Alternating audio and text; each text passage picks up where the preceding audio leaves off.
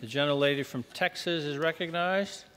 Mr. Speaker, I yield 2 minutes to the gentlelady from California, Ms. Waters. The gentlelady from California is recognized for 2 minutes. Thank you so very much. I rise in support of the American Competes Act. This crucial piece of legislation will strengthen our nation's financial system and allow us to maintain and strengthen our ability to compete with the rest of the world, especially with the People's Republic of China, that is PRC. After arriving in Congress, I've made it a priority to advance legislation to empower American workers and make sure America's economy remains competitive for generations to come. Under my leadership, the Committee on Financial Services has reauthorized the Terrorism Risk Insurance Act and the Export-Import Bank to benefit American workers, small businesses, and communities throughout our country.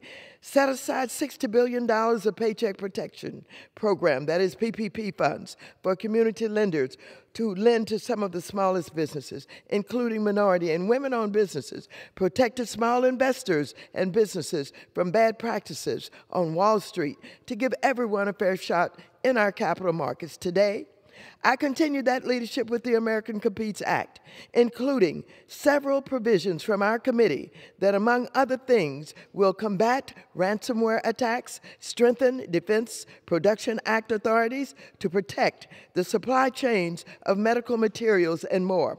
I'm also pleased to have included in my bill to end the World Bank and Asian Development Bank funding for China, unless such assistance contributes a global public good that serves the U.S. national interest, such as stopping climate change. Moreover, I urge the House to pass the Sherman Amendment, which strengthens the integrity and thus increases the competitiveness of our economy and capital markets by adding long overdue transparency to the shadow or exempt securities markets. Mr. Chairman, this bill will set up our nation, its businesses, and workers to better compete in the world, especially against the PRC. Let's invest in our nation's future and get this historic bill to the President's desk.